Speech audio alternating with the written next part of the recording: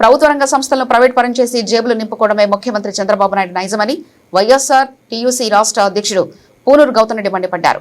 1 లక్ష కోట్ల విలువైన ఆర్టీసీ డిపోలు, భవనాలు, మౌలిక సదుపాయాలను ఎలక్ట్రిక్ బస్సుల ఈవీ నిర్వహణ పేరుతో ప్రైవేట్ వ్యక్తులకు 99 ఏళ్ల లీజుకు కట్టబెట్టేందుకు కూటమి ప్రభుత్వం రంగం సిద్ధం చేసిందని ఆధారాలతో సహా ఆరోపించారు.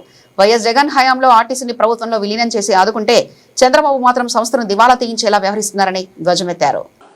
ప్రైవేట్ పరం చేయాలి అనేటువంటి ఒకే ఒక ఉద్దేశంతో పేదవాడి యొక్క జీవన చక్రంగా మారినటువంటి ఆర్టీసీ దానిపైన కూడా పేదవాడి పైన వెంటనే ఒక బాంబు వేస్తున్నాడు. ఎటువంటి పరిస్థితుల్లో కూడా దీనిని ప్రైవేటైజ్ చేయాలి అనేటువంటి ఉద్దేశంతోనే కంకణం కట్టుకున్నాడు. ఎందుకంటే ఏళ్ల తరబడి ఏళ్ల చరిత్ర కలిగినటువంటి ఆర్టీసీని ఆదుకోవాల్సినటువంటి పరిస్థితిలో ప్రభుత్వాలే చేతులెత్తేసేటువంటి పద్ధతి కనబడతా ఉంది. నేను అడుగుతున్న 16వ ఆర్థిక సంవత్సరంలో ఆర్టీసీలో పనిచేస్తున్నటువంటి వాళ్ళు 59,300 మంది. మరి ఇవాళ పనిచేస్తున్నటువంటి వాళ్ళు ఎంతమంది? 42,000 మంది. ఈ 42,000కి సంబంధించినంత వరకు కూడా రమారమి 16,000 పైచిలకు తగ్గిపోయింది. అంటే ఇవి ఎందుకు తగ్గిస్తున్నారు? కొత్త ఉద్యోగం ఎందుకు ఇవ్వట్లేదు? పాత వాటితోనే కంటిన్యూ ఎందుకు కానిస్తున్నారు అనేటువంటిది కూడా కావాలి. 10,700 బస్సులు, ఈ 10,000 అంటే యాక్చువల్గా 12,500 బస్సులు ఫస్ట్లో ఉన్నాయి. అది 10,700 బస్సులుగా మారిపోయినాయి. అంటే దీని అర్థం ఏంటి? 1,800 బస్సులు తగ్గిపోయినాయి. ఈ తగ్గిపోవడానికి గల కారణాలేంటి? ఎందుకు? దీనికి తోడు 15 సంవత్సరాలుగా నిండిపోయినటువంటి బస్సు కానీ యంత్రం కానీ ఏదైనా ఉంటే గనక వాటన్నిటిని స్క్రాప్కి పంపించాలి. 15 ఏళ్ళు అయినప్పటికీ కూడా వాటిని రోడ్ల మీద తిరిగేటువంటివి కూడా మనకు కనపడుతూ ఉన్నాయి. సుమారు 600 బస్సుల దాకా. ఇవి మేము నిరూపించగలమని చెప్తున్నాం. రెండోది, 2027 సంవత్సరానికి వస్తే గనక ఈ కాలం చెల్లిన బస్సులు 2,000 వరకు వస్తాయి. అంటే దీన్ని బట్టి రోడ్ల మీద తిరిగేటువంటి వచ్చే సంవత్సరానికి 8,000 బస్సులు మాత్రమే ఉంటాయి. ఈ 8,000 బస్సులకి సంబంధించినంత వరకు కూడా నేను అడుగుతున్నా, మీరు ఇన్ని రకాలుగా తగ్గిపోతున్నా కానీ కూడా చూస్తూ కూర్చుంటున్నారన్నాం. కానీ జగన్మోహన్ రెడ్డి గారి హయాంలో అలా జరగల.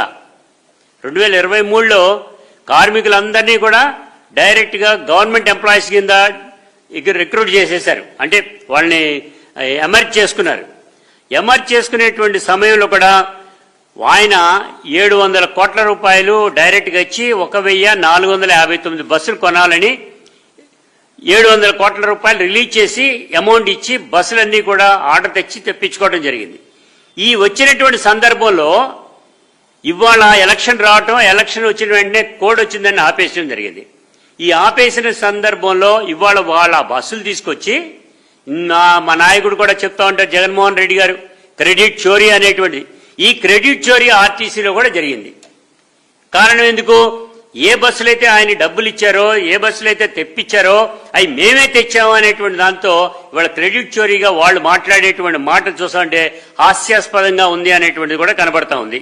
అందుకే ఈ ఆర్టీసీలోనూ 2,500 కోట్ల రూపాయల బకాయిలుంటే జగన్మోహన్ రెడ్డి గారు తీర్చారే. కోవిడ్ టైంలో కూడా ఈ ఎంప్లాయీస్ ఎవరికి కూడా ఇబ్బంది రాకుండా జీతాలన్నీ సక్రమంగా ఇచ్చారే. కానీ ఇవాళ ఎందుకు వచ్చింది? ఇవాళ ఈ పరిస్థితి ఎందుకు దావరించింది అనేటువంటిది అడుగుతున్నాం. ఓకే, దావరించినటువంటి దీన్ని ప్రైవేటైజ్ చేయడానికి అడుగులు ప్రయాణం జరుగుతూ ఉంది. దీనిలో స్త్రీ శక్తి అనేటువంటిది ఒక పథకం తీసుకొచ్చారు. అది 25 లక్షల మంది మహిళలు దాన్ని వాడుకుంటున్నారు. బాగానే ఉంది. దీనికి అయ్యే ఖర్చు ఎంత? 250 కోట్లు. దీనికి గవర్నమెంట్ ఇస్తుంది ఎంత? 160 కోట్లు. అంటే ఈ 100 కోట్లు మళ్ళీ ఆర్టీసీ మీదే భారం వేస్తున్నాడు. అంటే దీని అర్థం ఏంటి?